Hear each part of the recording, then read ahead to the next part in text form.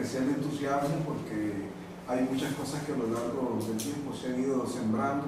UNOE hizo ese vínculo tan importante para nuestra institucionalidad y creemos que a nivel de la región centroamericana ha habido bastantes progresos que seguramente usted va a continuar fortaleciendo, y nosotros quisiéramos formar parte también de esas iniciativas y de esos esfuerzos.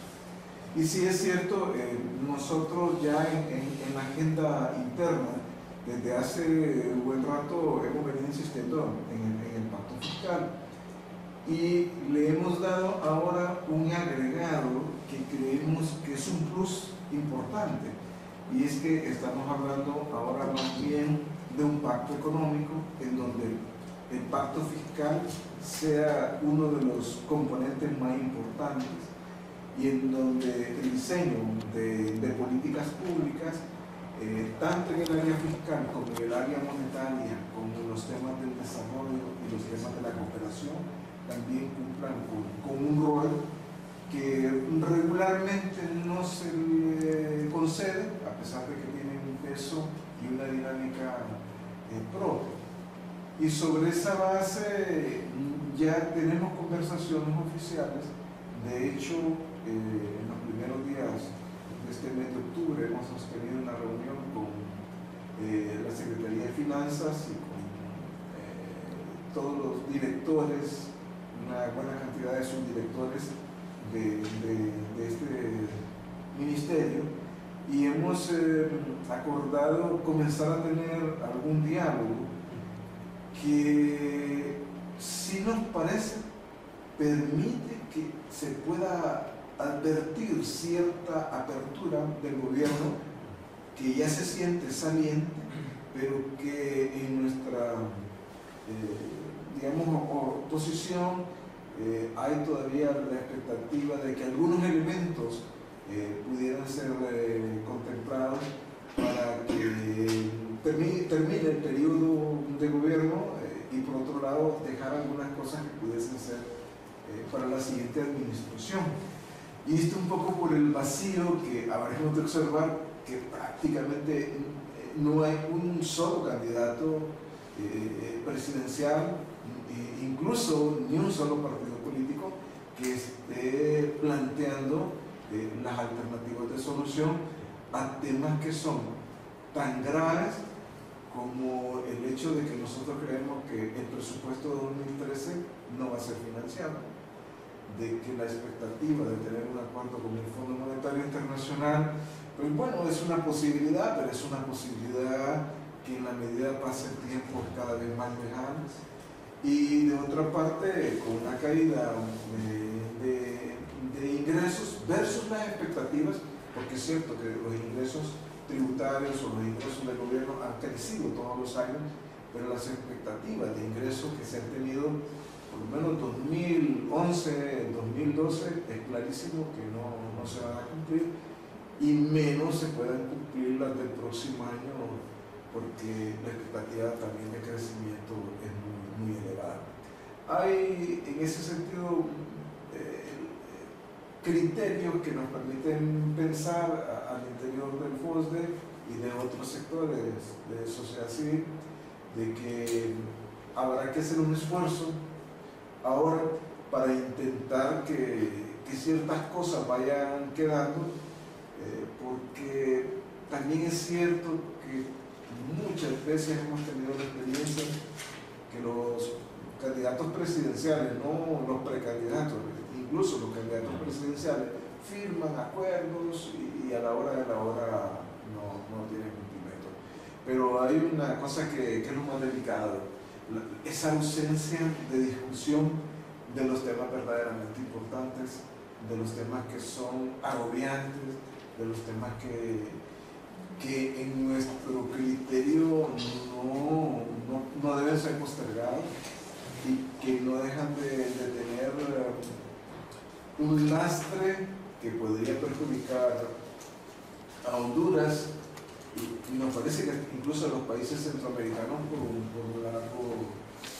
largo periodo, y tal vez esto no siempre tiene una salida que tenga la llave política, porque pareciera de que quienes están teniendo cierto nivel de jerarquía o de liderazgo pueden estar pensando que todas las soluciones del país pasan por lo político y no necesariamente eso es cierto en todas las variables.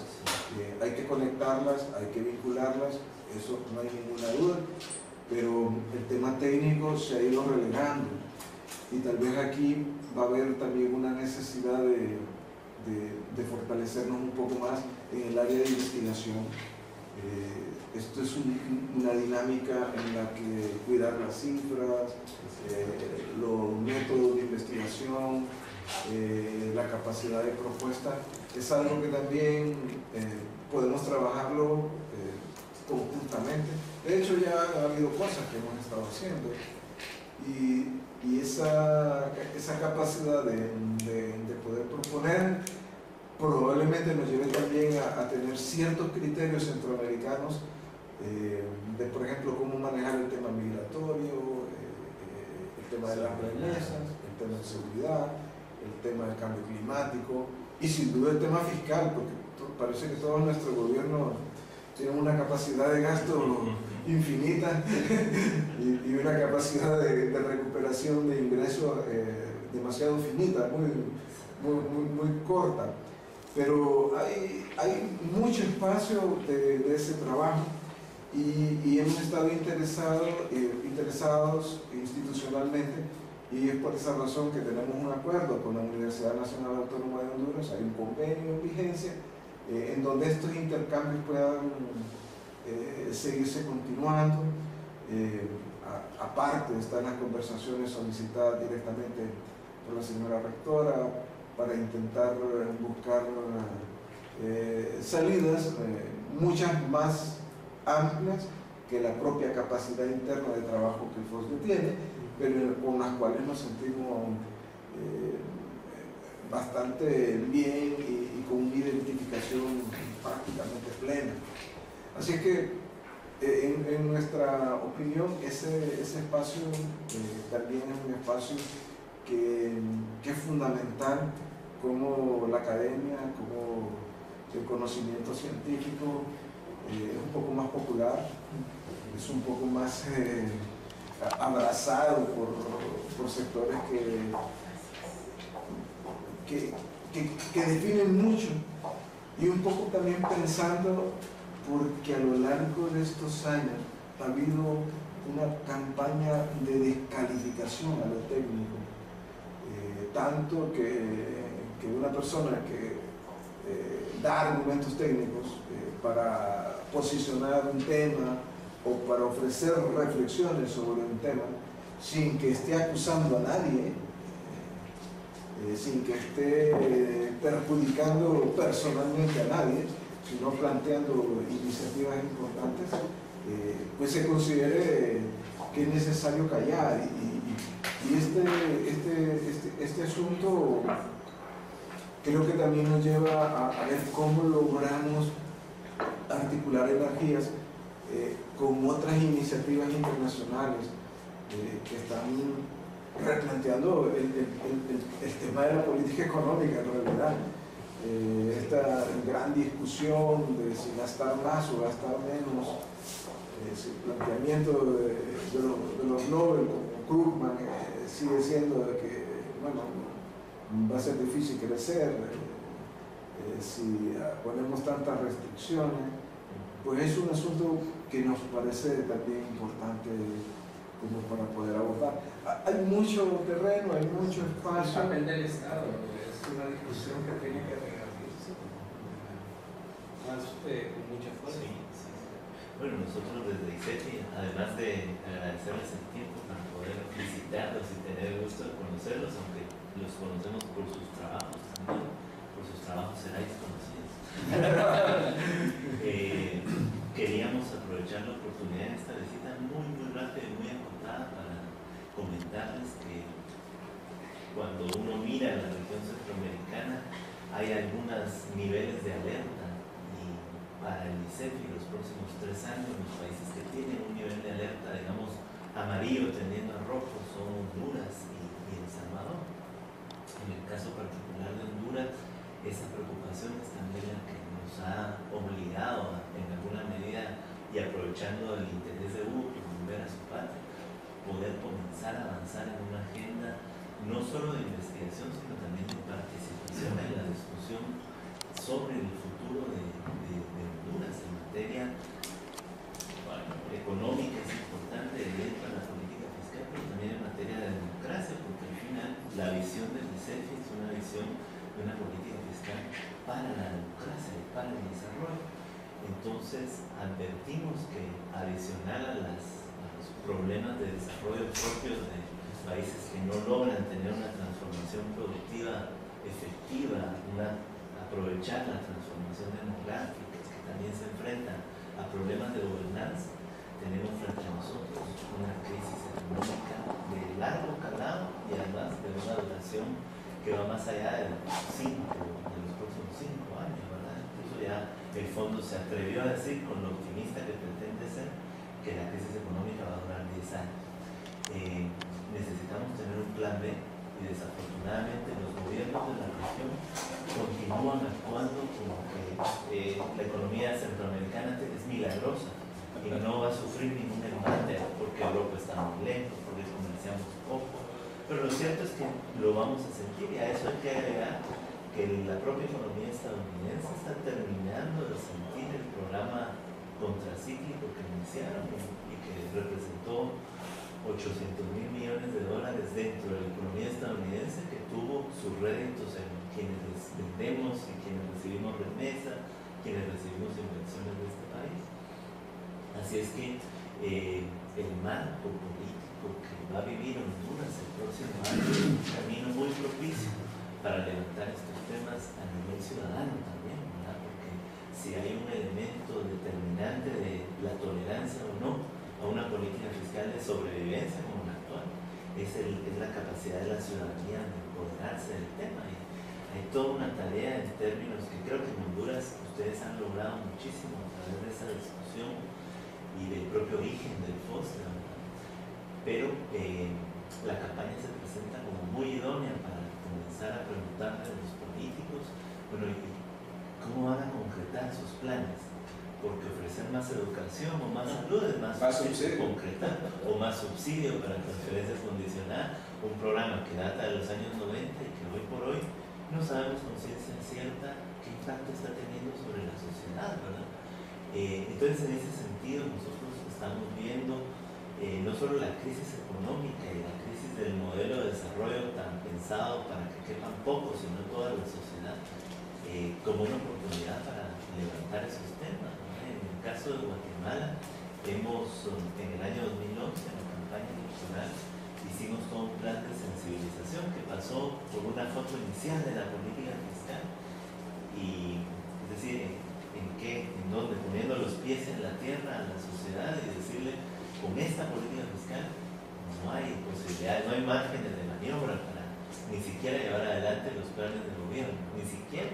En el caso de Guatemala, en 2011, nosotros advertimos que la política fiscal estaba en condiciones tan malas que ni siquiera era posible continuar con lo que había hecho el gobierno que iba a salir, que básicamente era el programa de transferencias condicionadas en efectivo y un blindaje de gastos sociales. Eso fue el primer mensaje. Después profundizamos en seguir cada cosa que decían los diferentes partidos políticos. Allá eran 17 más o menos, 14 nos entregaron sus planes de gobierno y los posteamos. Y bueno, educación, ¿quieren hacer esto? Bueno, esto cuesta tanto. Salud, ok, esto también. Educación, seguridad, justicia. Al final, Guatemala tiene el presupuesto más pequeño de América Latina y había que incrementarlo en 20% para poder cumplir con las promesas más básicas de campaña. Esto, de la mano de los comunicadores y los periodistas, nos dio como resultado una preocupación de la clase política.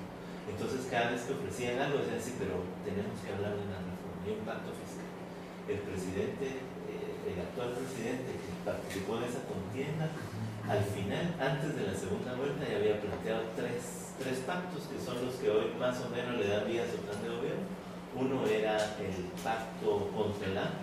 Guatemala es un país donde el 50% de los niños menores de 5 años padecen desnutrición. Cuando le damos doble clic a la información, encontramos que el 70% de los niños indígenas menores de 5 años padecen desnutrición. Un país con mucha desigualdad, muy parecido a Honduras. Su otro pacto era seguridad y justicia, una necesidad latente en toda la región, pero muy clara en Guatemala, donde, bueno, uno lo puede matar por robarle el celular, pero igual, muy parecido. Y finalmente dijo, pero el tercer pacto es el pacto fiscal, porque lo demás no se puede hacer sin las empresas.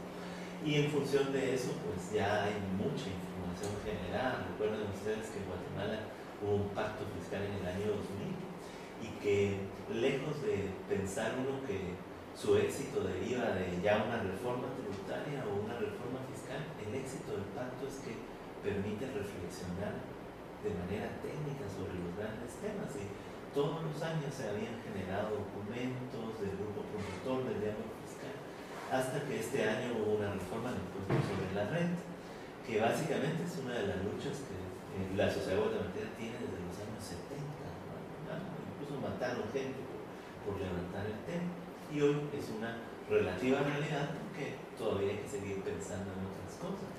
Entonces, el espacio político nos abrió la puerta para hablar, por ejemplo, del caso del gasto, la necesidad de transparentar el gasto público, es una necesidad sentida por los ciudadanos, pero también evaluar el gasto público. No solo se trata de gastar más, digamos que Krugman y Stiglitz sostienen que sí, en efecto, no hay que restringir en este momento el gasto público, pero sí que tiene que ser un gasto estratégico, ¿verdad? No es por salgamos a darle el dinero a todos los vecinos, y eso compone la economía, sino más bien es una oportunidad para pensar estratégicamente en el rol del Estado. Por el lado de los ingresos, el debate de toda la región en términos de esa progresividad tiene que ser el momento en que quien tiene más va a tener que aportar un poco más al desarrollo, y eso plantea metas de desarrollo. Los estados en Centroamérica no tienen planes de desarrollo a mediano plazo, y cuando se hacen son planes que duran el periodo presidencial, que los formulan para el año 2050, para el año 2075 se va el gobierno y se va su plan de largo plazo. Y en el caso de la deuda, que es algo que también nosotros vemos con relativa preocupación en Honduras, cómo entender la deuda sin satanizar como un instrumento de financiamiento del desarrollo, toda vez se ha utilizado de manera transparente, no para quedar bien con contratistas del Estado, sino para que este sea un mecanismo de financiamiento de infraestructura económica y social en la que estamos completamente rezagados, y que ahí sí que no hay que ser economistas para darnos cuenta que necesitamos hacer grandes inversiones. En el caso de Guatemala, uno de los estudios que hicimos en el marco político electoral nos llevó a revelar que nuestro primer nivel de atención en salud, por ejemplo,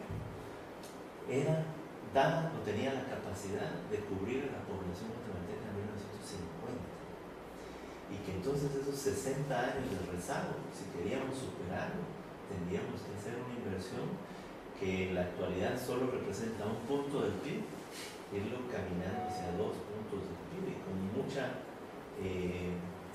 mucho celo en términos de que necesitamos hacer un gasto que pueda ser evaluado su impacto y además transparente, porque muchas de las instituciones públicas de hoy en día en la región habría que renombrarlas, ¿verdad?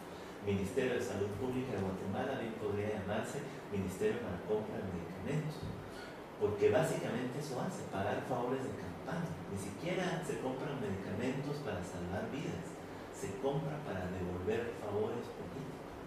En educación debería llamarse ya Ministerio de Educación Pública Primaria, porque hemos perdido el norte de romper el círculo de la pobreza. Requiere que el Estado se haga cargo de todo el circuito educativo, y lo mismo está pasando en Honduras, en Nicaragua, en El Salvador. Las obras de infraestructura no se hacen con un plan de desarrollo, se hace porque alguien ya hizo el negocio antes de que es bueno para 2 o 3 que haya una carretera.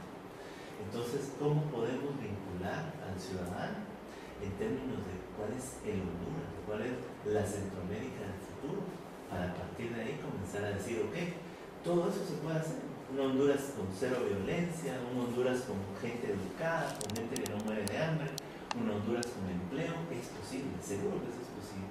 Lo que pasa es que no podemos seguir haciendo una política fiscal de hoy, ¿verdad? Gremial, repleta de privilegios fiscales, donde el gasto más bien es una cuestión vegetativa. No me importa, el presupuesto va subiendo como subió la inflación y no para cumplir metas de desarrollo. El ICEFI en ese sentido pues tiene una gran preocupación en términos también de la institucionalidad. Aún si tuviéramos todos los recursos del mundo, si esa idea de gastar fuera tan infinita como la posibilidad de tener ingresos, aún así las instituciones públicas de hoy en día no dan la talla para llevar adelante un plan de desarrollo. Y en ese sentido la gestión, el servicio civil, comienzan a ser parte también de un debate que tiene que terminar necesariamente en un pacto fiscal. Y claro, un pacto fiscal que, como bien dicen ustedes, sea un pacto económico. ¿Cuál es el futuro? ¿Será que el futuro de Honduras es tener ciudades modelo que hagan maquila para el resto del mundo? ¿Será que Honduras podría proponerse algo más enriquecedor, algo más incluyente? Una Honduras tecnificada, donde quepan los proyectos de vida de los 7 u 8 millones de hondureños. Si ese es el proyecto, entonces la política fiscal de hoy no es la que da la talla para eso, ¿verdad? Indudablemente. Pero, ¿cómo además hacer converger en esa idea de un plan de desarrollo, de una política fiscal, no para la sobrevivencia, sino para el desarrollo, a los sectores más activos de este país? No sé, no solo son los gremios económicos, también hay un debate que nos obliga a interrogar a los gremios laborales de este país, ¿verdad? Que también no están jugando su rol en términos de desarrollo, están jugando un rol más gremial, que al final es un harakiri, ¿verdad? Porque ellos podrán seguir presionando, pero la composición actual de Honduras ya no da la talla para cuánto más de seguir soportando. Y por último, pues los gremios académicos, ahí yo me incluyo como centroamericano que soy, pero los gremios en términos de aquellos que tienen el tiempo de reflexionar y decir, mire, esto y esto se está haciendo mal y necesitamos sentarnos a discutirlo. El ejemplo del pacto fiscal en Guatemala es muy enriquecedor, con un grave problema que lo vimos al cabo del tiempo y que fue el no involucramiento de la clase política, del Congreso en particular. Y en ese sentido quizá la experiencia guatemalteca obliga a pensar que, si bien es cierto, inicialmente hay que convocar a personas notables dentro de la sociedad y técnicos, en el camino sí que hay que ir empapando de ese pacto a quienes al final levantan o no las manos y a quienes vamos a tener que decirle, bueno, usted dijo que estaba en contra del enriquecimiento ilícito, ¿por qué votó en contra? ¿O por qué no votó? Porque al final también eso es una forma de decir a quién le juegan, ¿verdad? A quién le juega, igual la ley es anticorrupción, todo lo que hay que hacer en términos de servicio civil, evaluación de gasto público. Pero para sintetizar nuestro interés como institución de poder encontrarnos con ustedes en Honduras y poder aprovechar el próximo año al máximo de nuestras capacidades técnicas y económicas, que también son una restricción sin necesidad de ser economistas, pero para poder apuntalar ese esfuerzo, ¿verdad? Y en el marco de una crisis económica que también nos plantea que este modelo económico tan vinculado a lo que sucede en el exterior, así como ha sido fuente de riqueza y fuente de crecimiento, quizá no de disminuir las desigualdades, tampoco va a funcionar para aquellos que creen que el único negocio que tienen que hacer aquí es que crezcan sus empresas. A mí me parece de que sí sería importante sacar estos temas antes de las elecciones internas. ¿Sabe por qué?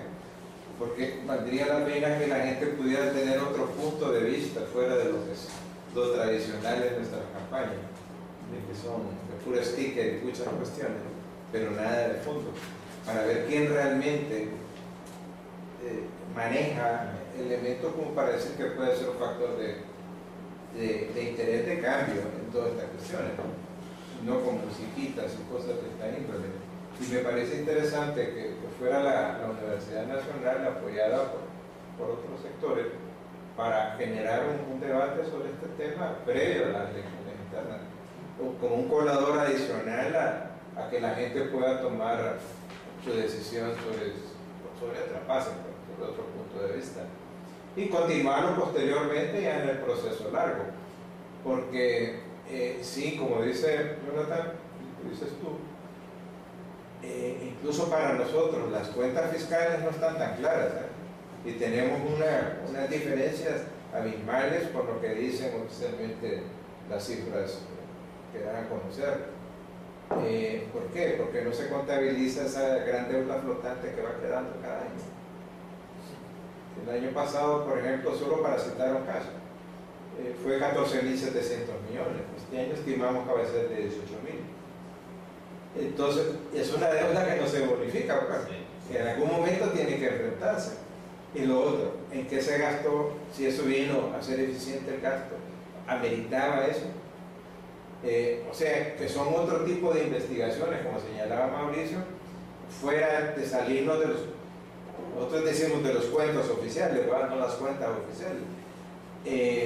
Incluso nosotros metimos en el baile al Consejo Monetario Centroamericano, porque el Consejo Monetario Centroamericano incluso había lanzado una relación de deuda pública PIB de Honduras que andaba por el 55.7%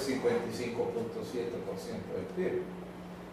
Y nosotros lo citábamos, y la presidenta del Banco Central, que es la...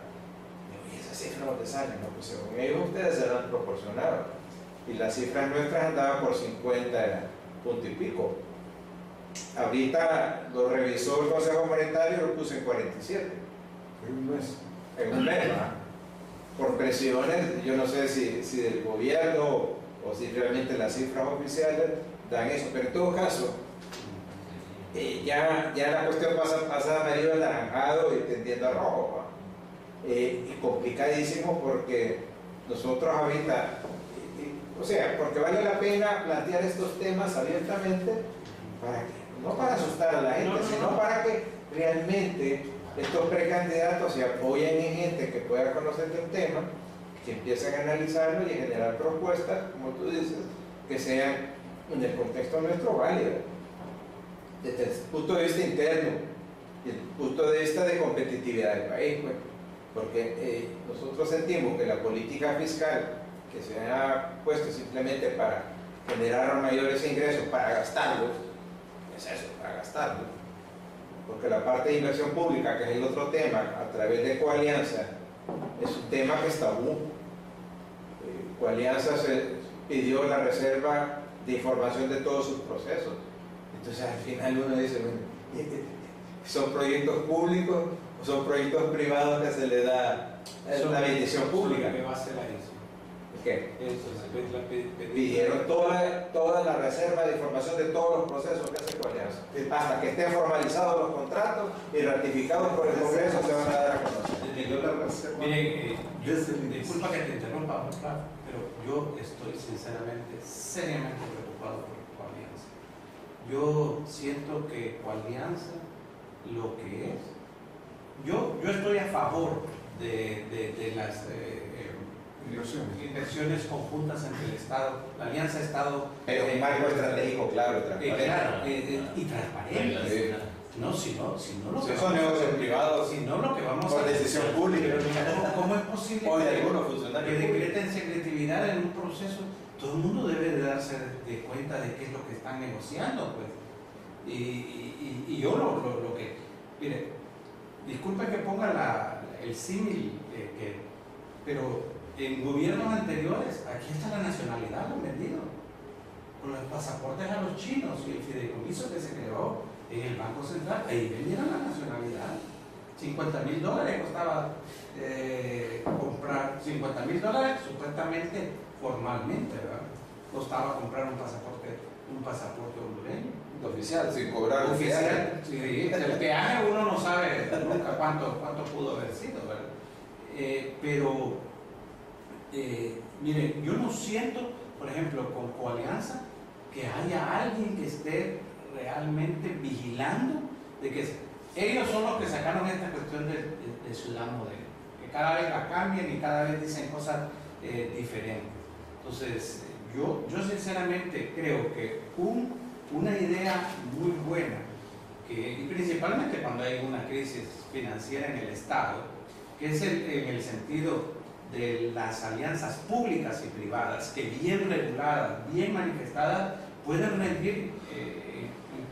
Mira, por ejemplo, con lo de y ahí se muestra un poco, con la reticencia ahora de algunos diputados con las ciudades modelos. ¿Qué fue lo que se vendió inicialmente? La idea de que se iban a hacer en lugares despoblados.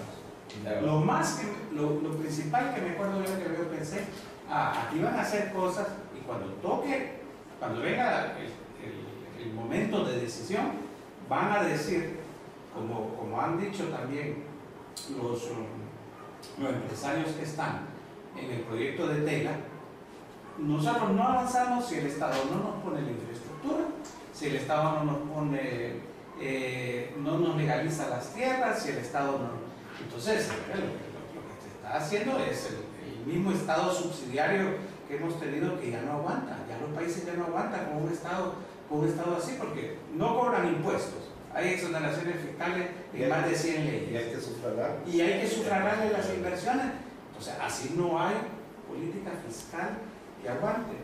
Y ahí lo quiero vincular al aspecto. Ahorita que en Honduras está creciendo la deuda interna, yo creo que nosotros como instituciones que trabajamos ese campo directamente, tenemos que ser muy cuidadosos en lo siguiente. Es cierto, yo leo los medios de comunicación y escucho televisión o la radio y veo televisión y todo el mundo está escandalizado por el aumento de la deuda externa. Y cuando uno mira los datos, realmente hay motivo para escandalizarse. En los últimos 4 años, la tasa de crecimiento de la deuda interna ha ido 44%.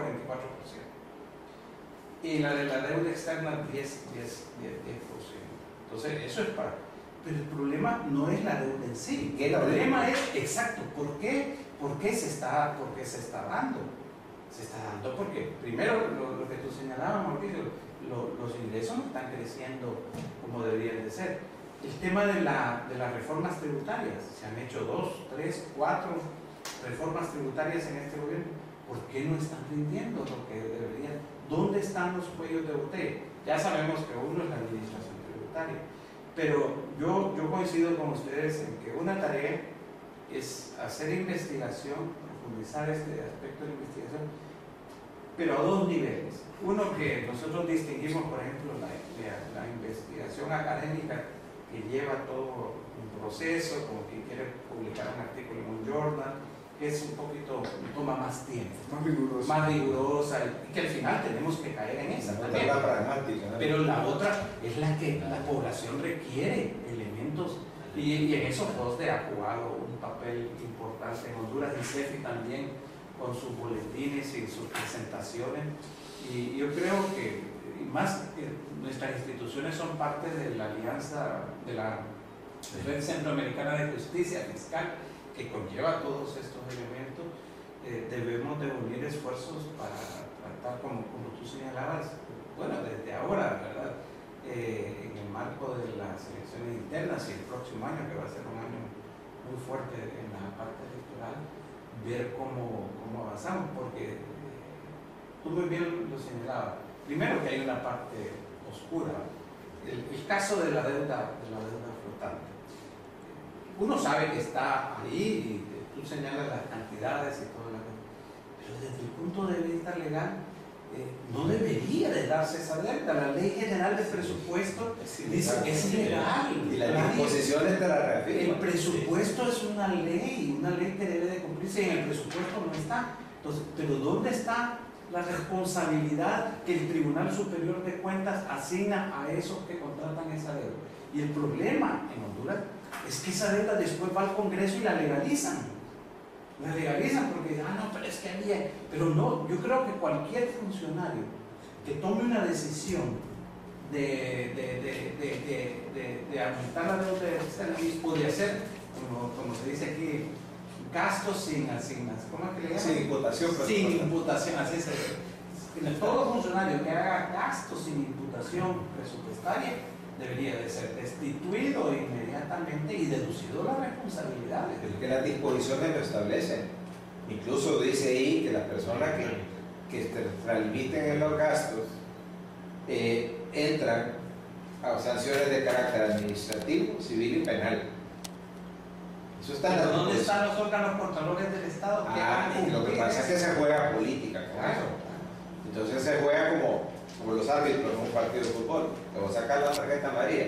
Ya es la segunda vez, la tercera vez. La van a sacar ya cuando políticamente les interese sacarle a alguien la tarjeta roja. Y para ser justo, Raf, esto ha sido en todos los gobiernos. No. En todos los gobiernos. Ahora, lo grave es que ahorita en este momento, o sea, se ha llegado al punto siguiente.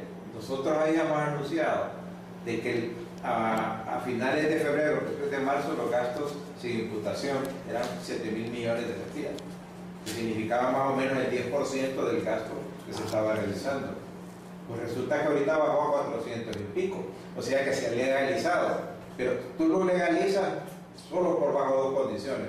Uno, que tú dejes de ejecutar el gasto que había sido presupuestado y lo estás absorbiendo lo nuevo, que es una desviación, y por lo tanto que no hay planificación, lo que hay es otro tipo de cosas. Y lo otro, que lo estés financiando con endeudamiento interno nuevo.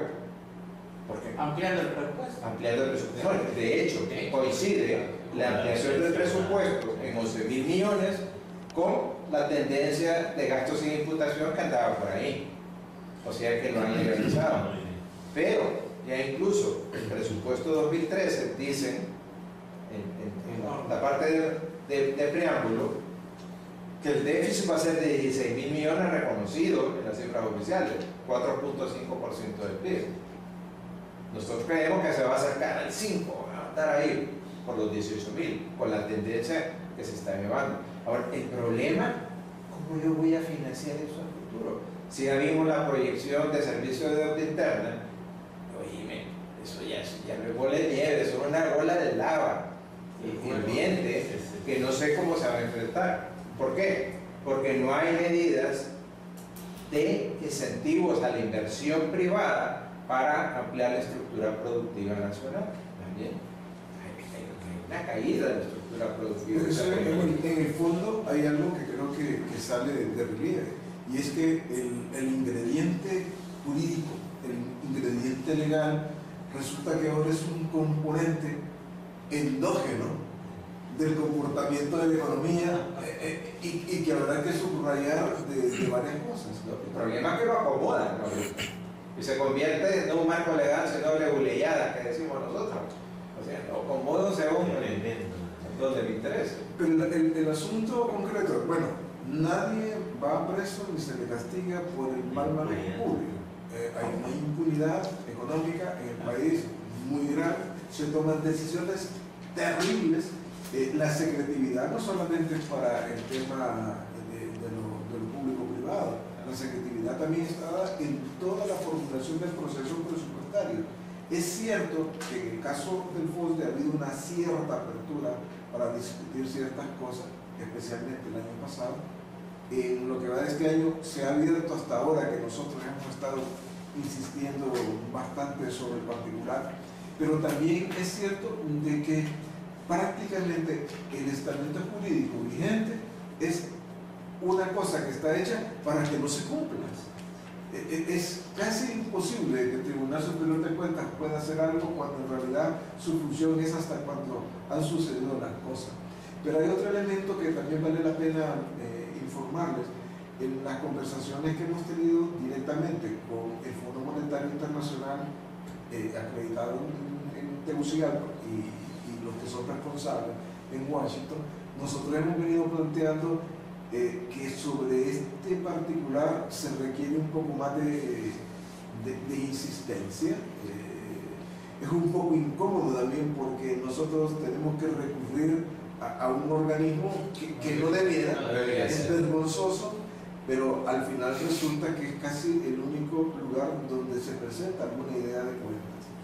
Y lo otro que también habrá que ver, y es un elemento que también se lo hemos planteado al Gabinete Económico, y es el que está relacionado a que no podemos seguir teniendo cierta continuidad apropiada si no se hace planificación, si no se hace presupuesto plurianual real y que vaya más allá de un periodo de gobierno, en donde se señala exactamente lo que puede ser la inversión pública y algunos señalamientos de inversión privada, porque si necesitamos inversión, eso eso no lo podemos esconder. Pero hay otro elemento que creo que vale la pena rescatar, que es en el caso nuestro. No estoy seguro si está ocurriendo en el resto de los países centroamericanos, y es que en la perspectiva nuestra, mucha de la deuda interna que se está reconociendo tiene dudas. Y tiene dudas en el sentido de que ha crecido tanto y que no se puede ver su impacto, que hemos estado ya en la obligación de incluso hablar con el Fondo Monetario, y ya lo hemos hecho con Finanzas y el Gabinete, de hacer una evaluación forense o una auditoría forense del endeudamiento interno. Es que ha crecido de una manera tan espectacular que no solamente es que esta administración es el que más se ha endeudado internamente al país, sino que pone en entredicho la propia estabilidad macroeconómica, y particularmente lo que tiene que ver con el área de la política monetaria, porque hay una presión gigantesca sobre ese particular. Resulta que ahora, en el tema de la inversión, no podemos competir si el principal sector que pide dinero al sector privado es el gobierno, y está pagando casi cualquier cifra, porque estamos pagando 15%. Y en algunos casos 12%, probablemente hayan cuentas de una cantidad menor, pero estamos impidiendo que la tasa de interés que pudiera estar orientada a inversión privada se dé en condiciones un poco más favorables, porque si el gobierno paga 15, entonces ¿cuánto va a pedir el sector financiero hondureño al propio sector privado? ¿Qué tasa de ganancia debería de tener? Y por lo tanto, ¿qué impacto en el cálculo de los ingresos tributarios y del crecimiento del Producto Interno Bruto? Esos son elementos que nos permiten decir, bueno, es que en realidad el diseño es la improvisación, pero muchas veces uno dice, bueno, pero es que es una improvisación en la que la duda sigue siendo demasiado pronunciada, y por eso, se inventó un término, ¿verdad?, de una política fiscal perversa, de hecho, sí, autodestructiva, que no tiene una visión de futuro, y que por lo tanto permite pensar que ser un Estado fallido en el área fiscal es un asunto que está en el límite de lo manejable, y en el límite también del impacto que pueda tener. Fallido para el Estado. Sí. Pero no es fallido para el sector empresarial. No, de ese lado, en el corto plazo, pero en el largo plazo Hay una bomba. hay un ciclo que va a ser imposible pensar en que ellos se van a poder sentir lo suficientemente cómodos. Ahora, ¿cómo también esto tiene que ver con el resto del esfuerzo que nuestras economías hacen a partir del trabajo de los migrantes? ¿Qué impacto hay en la región, y cómo poder hacer de que esa dinámica tenga una reconversión para que no haya mayor destrucción de familias, para que pueda haber un retorno apropiado? Ese es un asunto que en nuestra perspectiva también no ha adquirido la prioridad que debiera. Tan es así que hay muertes, que hay mutilaciones a lo largo de este camino tortuoso hasta llegar allá, y muchas veces no tenemos para ataúdes, muchas veces no tenemos ni siquiera para que el cónsul de nuestros países vaya a poder visitar. Pero también está el otro elemento, esa cantidad de recursos que esta gente genera, hasta qué punto se les puede apoyar para que tengan un retorno mejor, para que las capacidades aprovechadas por ellos para sobrevivir, particularmente en Estados Unidos, también pueden ser capacidades que puedan desarrollarse en un país. Estos asuntos, en nuestra perspectiva, también son otra área de una vinculación que creemos que puede ser estrecha. Y sí nos parece que esfuerzos, por ejemplo, en el área de incidencia, con el Banco Mundial y el Fondo Monetario, incluso con el BID y el Banco Centroamericano, pudiesen ser una ruta que debiéramos de caminar juntos.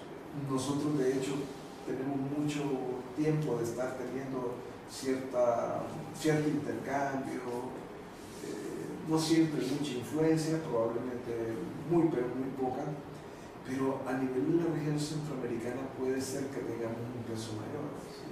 Y aquí es otro punto en el que pudiéramos coincidir.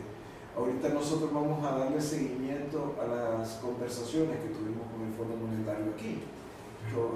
Vamos un poco solos en términos de, bueno, hay mucha gente que nos respalda, muchas organizaciones, pero en términos de poder tener un mayor impacto es probable que la institucionalidad pudiera ser un ingrediente y que se presente. Sobre las finanzas de la región, bueno, de hecho no hay ninguna que sea tan halagadora en el corto plazo. Estamos hablando de crecimientos en los que no sabemos si las cifras son exactamente lo más apropiado, porque habrá que recordar que en el 2006 hubo una modificación solicitada a prácticamente todos los bancos centrales para calcular los indicadores macroeconómicos. Entonces nosotros también pasamos de un producto interno a otro producto interno de 22%. Aumentó. En un año puede ser que haya sido más correcto, pero aún así tiene su peso. Ahora, Nicaragua acaba de sacar ¿Se percibe más realista ese nuevo? Es que siempre se estuvo hablando de que había una subvaluación, que andaba incluso hasta de 30%. Sí. Pero el problema es que entonces se agarran los indicadores relacionados. Deuda, por ejemplo, la deuda es chiquita. Entonces la presión tributaria, no, miren, hay un montón de evasión. Después de cantar como casi 19, cayó como a 14. Entonces, de ahí la política fiscal perversa. Yo les comentaba al inicio a ellos de que en el presupuesto 2013 están ya proyectando ingresos por impuesto al combustible arriba de 9.600 millones, cuando el promedio ha sido 6.000, menos de 7.000 millones. ¿Por qué? Porque está la presunción de que van a aprobar la quitar las exenciones a la importación del combustible para la generación de energía térmica. Entonces, ya eso lo tienen en el presupuesto como un ingreso que se va a dar. Ni siquiera han aprobado la reforma fiscal. Lo otro, y volvemos a la política fiscal perversa. Si yo incremento, los térmicos no van a pasar la factura al ANE, incluyendo el costo del impuesto a pagar por importación. El ENE viene, le sube la tarifa, el consumidor la va a pagar, las empresas la van a trasladar al consumidor y al final la recaudación de impuestos sobre ventas sube para el Estado. O sea, es perverso, definitivamente. No sé, ahí no estoy tan seguro porque hay indicios bastante fuertes que parte de ese impuesto se lo está quedando las térmicas. Las térmicas manipulan la facturación. Pero el problema, Hugo, que yo miro es que si tú lleves a un nivel de tarifas de energía eléctrica a ese punto por térmica y estas térmicas se están metiendo a fuentes de energía renovable, ya llevaste con un precio que te hace más rentable todo lo que viene la sustitución de energía térmica. No sé, o sea, ellos, y de por sí, generalmente el sistema financiero ha invertido mucho en esto, en la misma generación de energía. Y el sector más rentable, según las cuentas nacionales, es el sector del sistema financiero, por todo y todo. Y con el negociazo que tienen ahorita, y que de paso las últimas emisiones de bonos les permiten jugar por el encaje legal, felices de la vida, pues. Sí. Pero yo sí creo que hay, al igual que la tasa cero, en la modificación de marzo del 2010, en la eliminación de la tasa cero que tenían los productores nacionales, al final el costo lo pasaban al consumidor, no era que lo iban a absorber ellos, ¿verdad? Sí, pero se eliminaba una distorsión, digamos, definitivamente. Y uno sabía que el efecto era... Pero al final el problema es la estructura de regresividad del sistema fiscal. Pero a mí no me queda la menor duda que los térmicos pasaron a distribución de gasolina y de todo, con todo lo que aprovecharon ahí. Yo preferiría, De hecho, lo admito. sí, de hecho, yo preferiría que ese dinero lo cobrara el Estado y a través de eso subsidiara, digamos, como lo está haciendo, un nivel específico de consumo. Pero, yo solo quería mencionar un tema porque no quiero que me olvide que se mencionó, y es, yo tengo entendido que hay una auditoría del BID al comienzo de este gobierno sobre la deuda flotante, pero que no se dio a conocer. Fueron estudios de caso y Se agarraron muestras. No es una auditoría forense, no, total, no. Y es Pero parcial. las muestras no serán representativas, ¿no? Es muy probable, pero parece que hay insatisfacción oficial. Pero lo extraño es que nunca se dio a conocer esos informes. Lo mantienen como secreto de Estado. No es un documento público. Hay un concepto que manejó Mauricio, me parece muy interesante en este debate, que tiene que ver con la incidencia, que en definitiva también es básico plantearlo. En un país donde toda la tendencia es a agravarse, hay preguntas claves. De hecho, ¿por dónde empezar? Es una pregunta fundamental en un sistema que se está cayendo, pero a mí me parece que hay que replantear también la estrategia de incidencia de organismos como los nuestros, porque ya Mauricio lo advertía en un comienzo y Hugo también, se les habla a los políticos, pueden llegar incluso a firmar acuerdos y no tiene ningún sentido para ellos después incumplirlo, ninguna responsabilidad adicional. El panorama de incidencia también ha cambiado, a mí me preocupa muchísimo. Por lo menos uno distingue 4 sectores a los cuales la incidencia tendría que dirigirse y que cada uno maneja sus propios criterios. Está el sector que escucha, puede actuar pero no actúa. Yo aquí ubicaría, por ejemplo, varios de los casos que ustedes plantean del Fondo Monetario Internacional, por ejemplo, el BID, con investigaciones que podrían arrojar fuerza al debate y se oculta.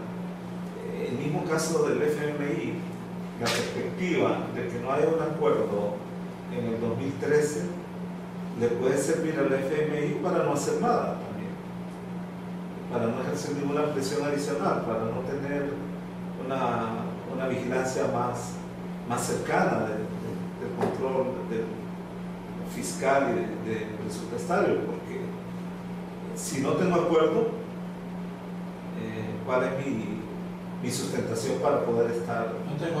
No tengo responsabilidad, por ejemplo. Está el otro sector que escucha, pero no puede actuar.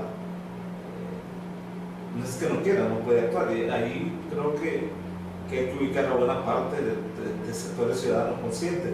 Se llega a ellos, pero no tienen capacidad de actuar. Y además con un agravante, a mí siempre me llama la atención el hecho de que estamos hablando de la deuda interna del Estado y obviamente tiene una importancia fundamental, pero por ejemplo se habla poco del endeudamiento interno ciudadano, que ha crecido tan desmesuradamente como el del Estado, o sea, casi está equivalente. ¿Cuánto estamos debiendo, por ejemplo, los hondureños en calidad de préstamos personales? Andamos casi a 60.000 millones de lempiras, sobre todo a los bancos y a las tarjetas de crédito. Eso limita muchísimo la capacidad de la gente para poder incidir. Y luego tenemos otro sector que no quiere escuchar. Simplemente estos temas no le interesan, están metidos en otros temas y me temo que el proceso electoral abona mucho este sector, sobre todo con este sentido altamente ideologizado del debate en Honduras. Y finalmente, los que escuchan, pero les entra por un oído y les sale por el otro. O sea, buena parte de la clase política, y aquí aterrizo, a la cual tradicionalmente se dirigen los mensajes de incidencia, no tiene ningún interés en acatar ni mostrar cordura frente a esta realidad. De hecho, hay una cosa muy curiosa. Si se fijan en el panorama político electoral, todos los candidatos parecen ser de oposición y se comportan como de oposición. Hasta los del gobierno. Claro, hasta los del gobierno. ¿Y en qué se juntan? Desde Juan Orlando Hernández hasta el otro extremo, es una capacidad de andar haciendo ofertas electorales sin ninguna sustentación, sin ninguna visión de desarrollo, pero exactamente todo. Entonces, replantearse esa estrategia de incidencia, ¿a quién va a ir el mensaje? Sería interesante dedicarle una buena jornada, porque si no es como tirar a la sala. Brevemente lo que decía, bueno, primero, como en general decimos, hay que tener cuidado con las cifras. El problema del endeudamiento no es que sea realmente alto. El sistema funciona en base a crédito, de todos los niveles. El problema, lógicamente, es que se esté dando una acumulación de mora realmente para que se dan los créditos. Bueno, y también para que se dan. Pero ahí, por eso es que yo decía, hay que repensar no solamente la situación del papel del Estado, todas las actividades que se han promovido en los últimos 20, 30 años han sido para consumo. Digamos, si no miremos los moles, ¿verdad? Toda la cuestión, mientras un sector de la población está teniendo capacidad de consumo, la mayoría sigue en la pobreza, ¿verdad? Y toda la cuestión. Y hay otras implicaciones que también tenemos que ver. Mauricio lo mencionó al comienzo de la reunión, que no las hemos terminado de ver y que forman parte de toda la política que se ha dado. Por ejemplo, yo hasta ahorita no he visto en qué momento sucedió, sí sé que fue en el gobierno de Zelaya, la ley del Banco Central del 95 para vincular política monetaria y cambiaria con la política fiscal prohibía los créditos del Banco Central al gobierno y lo levantaron y Micheletti, bueno, yo creo que aprovecharon durante Zelaya se aprovechó una parte y durante el Micheletti se fue mucho más alto. Como dices tú, hay cosas que hay que ponerlas en blanco y negro para saber realmente qué pasó, que todavía la información no está disponible. Pero hay otras más susceptibles. Miren, parte del déficit fiscal es el déficit cuasi fiscal, el que provoca el banco cuando hace operaciones de mercado abierto y tiene que financiar. Y ahora el fondo obligó a que ese déficit cuasi fiscal se refleje en las cuentas nacionales. Antes se tenía ahí, se bonifique en cierta forma. ¿Por qué lo menciono yo? Porque dentro de todas las alternativas también hay que repensar todo ese tipo de cosas. ¿Cómo se hacía en el pasado? ¿Y cuál fue la primera observación que cuando pasaba? ¿Cómo se controlaba la masa monetaria? Con el encaje. El encaje se ponía sobre la cuestión de digamos, de efectivo y todo, de circulante. Y vino toda la cuestión de que no, que eso distorsionaba las tasas de interés, porque no eran tasas de mercado, que el gobierno y toda la cuestión. Pero ¿qué fue lo que sucedió en el fondo desde el punto de vista? De que una situación de encaje no remunerado, porque ese es el encaje básico, que creo que quedó en la ley 10% y que a veces lo manejan más bajo, no remunerado, lo que repercutía en bancos que supuestamente van a competir es la rentabilidad de los bancos. Pero ahora no. Ahora, al hacer un déficit cuasi fiscal, en donde el Banco Central paga tasas de mercado, la cuestión, quien paga al final esa tasa de mercado es el fisco. Entonces, una de las probables cosas que debemos de pensar, sin tampoco volver a encaje exagerado como el 40% o cosas, es que también hay que ayudarle a las finanzas públicas a través de unas políticas monetarias. Pero ¿quién le pone el cascabel al gato? No, bueno, es el sector que más se ha fortalecido en esto. No, y además que más poder político tiene, sí. El sector financiero. Si el servicio de deuda del Banco Central para el 2013, por las letras, Ujú. va a ser 2.500 millones lo que tiene que pagar. Y la pérdida es de 1.151 millones. Sí. Sí, sí, sí.